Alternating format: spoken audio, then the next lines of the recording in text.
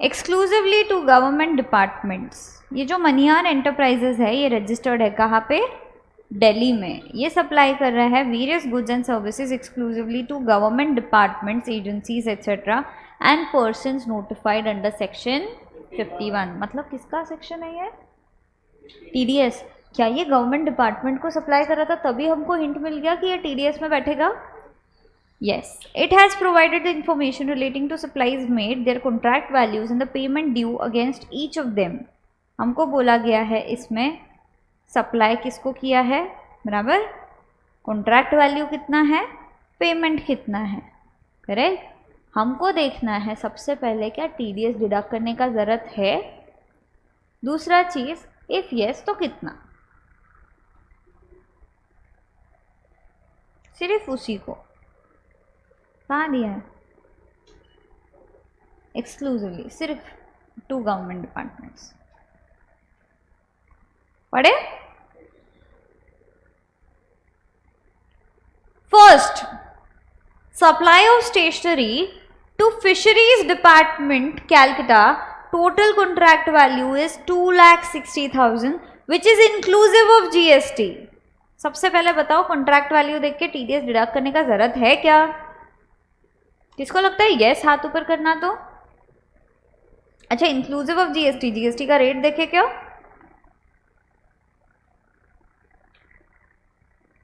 You are required to determine amount of tax if any to be deducted from each of the receivables given above, assuming their CGST, SGST, IGST 9%, 9%, 18%.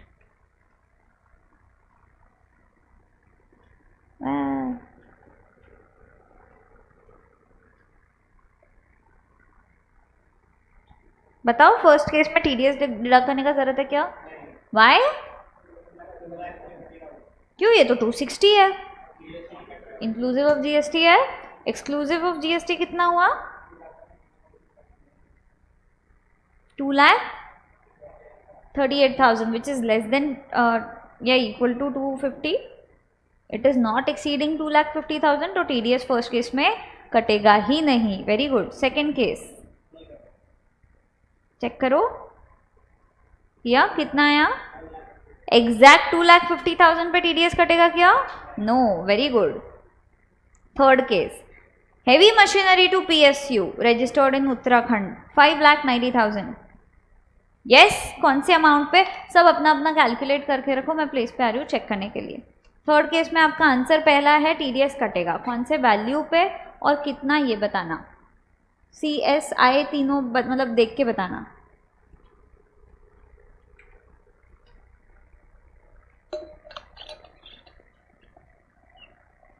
Manihar enterprises Delhi से है क्या? तो supplier का है? दिल्ली का, ठीक है।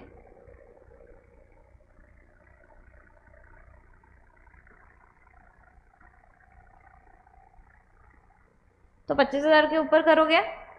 Yes. Answer देख लेते एक बार।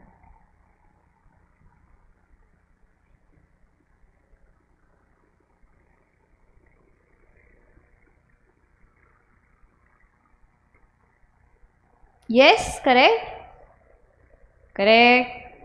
आईजीएसटी सही माथा चला, लेकिन कि आंधी में गया। ओके ओके, चलो अभी बाकी निकालोगे फटाफट। सिंपल है, अभी 1 मिनट में बताओ, ठीक है। हम 60 सेकेंड्स का टाइमर लगाते हैं। Hey Siri, set a timer of 60 सेकेंड्स। 60 seconds starting now. Very good. चलो, supply of taxable goods to Delhi office of NH national housing bank society establish. ये कटेगा क्या टीडीएस? इसका सोसाइटी है गवर्नमेंट की, कितने पे कटेगा? CS। Okay, very good. Next, interior decoration services of Andhra Bhavan located in Delhi, service contract is entered with Andhra Pradesh. Location of supplier Delhi, place of supply Delhi, location of recipient different state. TDS कटेगा क्या? No TDS. Supply of printed books and printed post cards to west, मुझे लगा alarm क्यों बज रहा है सुबह का। Supply of printed books and printed post cards to a west Delhi Post Office, out of total contract value of 9,72,000, contract value of supply of books exempt from GST is 7 lakhs. And for supply of printed postcards taxable under GST is 2,72,000.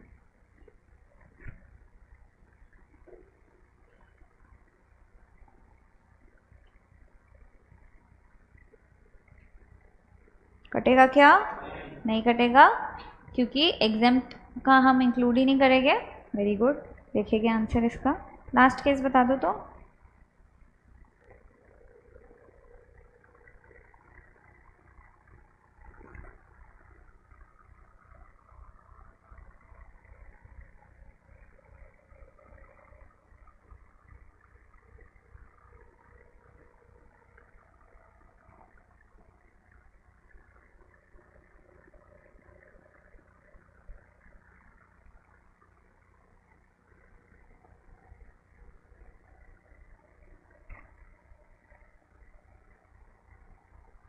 Exemption में ऐसा कोई entry देखा था क्या?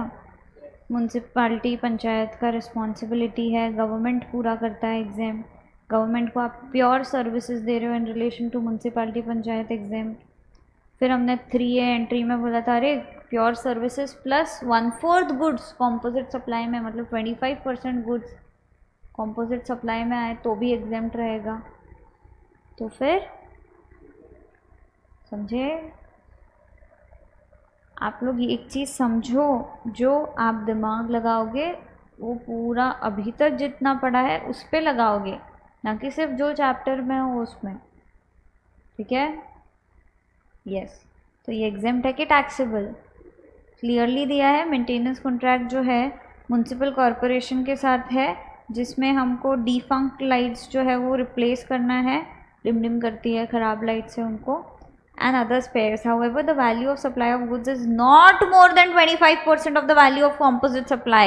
और star करके दिया है this activity is in relation to function entrusted to municipality. चीख चीख के बोल रहा है exempt है. यस. समझा क्या? नींद उड़ गया क्या? Very good.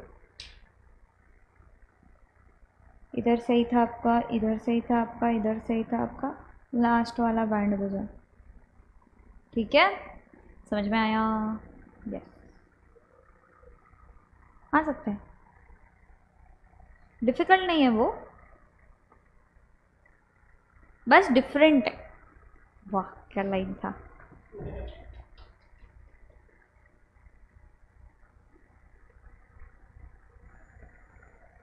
इनफैक्ट ये May 25 के RTP में जो आंध्र प्रदेश वाला है ना, RTP में है आपके क्वेश्चन. May 24 के ये same to same question Andhra Pradesh वाला, इंटीरियर डेकोरेशन सर्विसेज. चलो. Will your answer be different if. अच्छा ये लास्ट क्वेश्चन है RTP का शायद से. Will your answer be different if Manihar Enterprises is registered under composition scheme? No. हमने कुछ पढ़ा है क्या अलग से composition के लिए? नहीं, तो फिर नहीं रहेगा. समझे? Yes.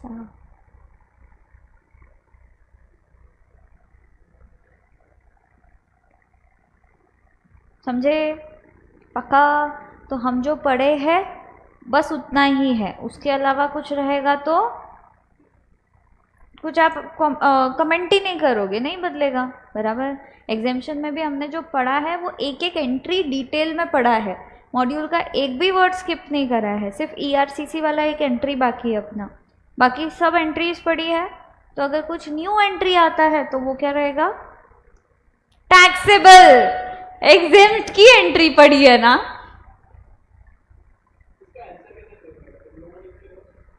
No, the answer will remain same.